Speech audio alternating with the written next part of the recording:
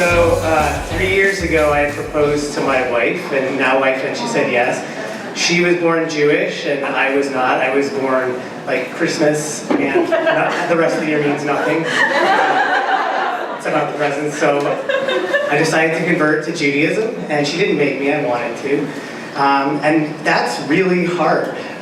We had to go through 45 hours of class. We had to keep kosher. I had to learn Hebrew. I had to do all this reading. And after about a year, I got the green light. Okay, you're ready. You can convert. You know.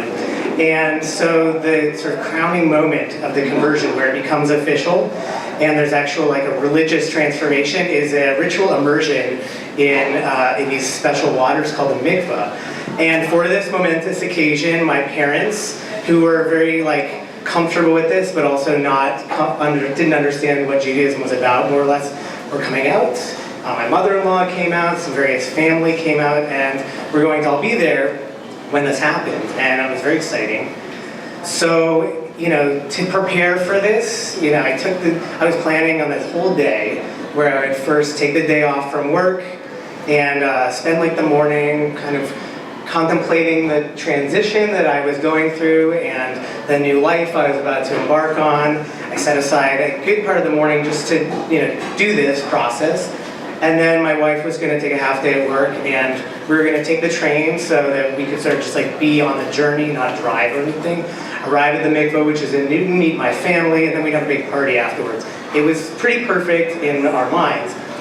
And so that morning, my wife goes to work, and there was one thing I knew I had to take care of before I was able to like immerse myself, which is that all jewelry, anything that is between you and the water, has to go away. So that's anything like contact lenses, cutting your nails, really scrubbing your body to get the dirt off. Like the rings have to come off, and earrings, everything. And so I had at the time those very big stretched earlobes. They weren't huge, but they were significantly big.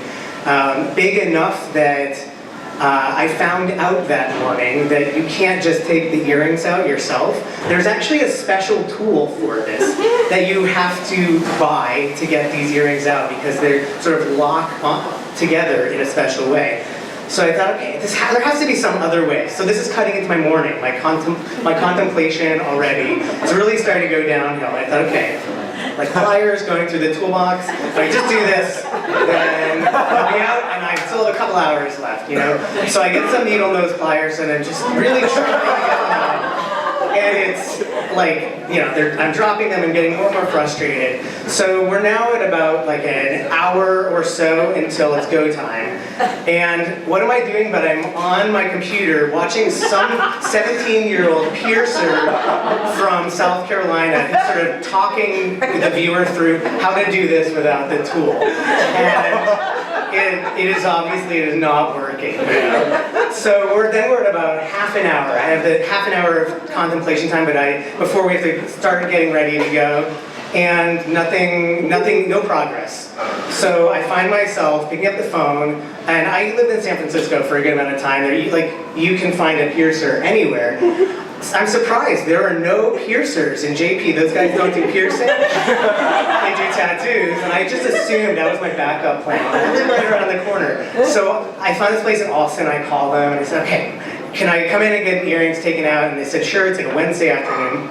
So I walk in, I'm dressed very nicely, because this is like a big deal.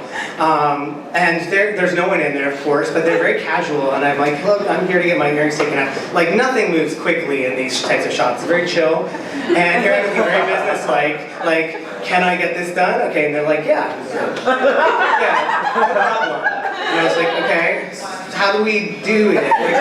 How do we get to the next step where there's like something in my ear? And the person who was doing it was on a lunch break, you know, so I sort of said, like, here's the situation, okay? Like, I'm going to a Jewish conversion, I need these out, and I'm late, and so that's why I'm a little nervous, but I need, like, that person to stop eating their sandwich and come do this now, you know?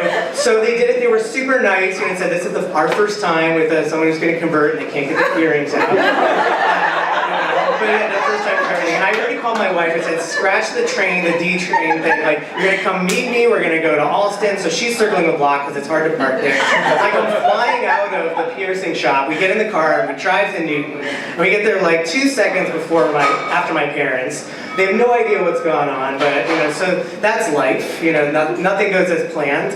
So, it all went off without a hitch after that. Got in the waters, I became a Jew.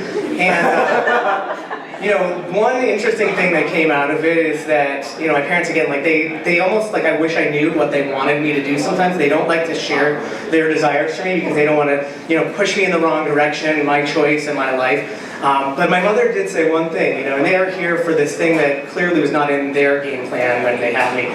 She said, I do really like the way you look without those earrings. And we'll say, and for her, that is like, don't ever put those earrings back in as long as I do. So I kept them out, because without asking me, she kind of did ask me. Anyway, thank you very much.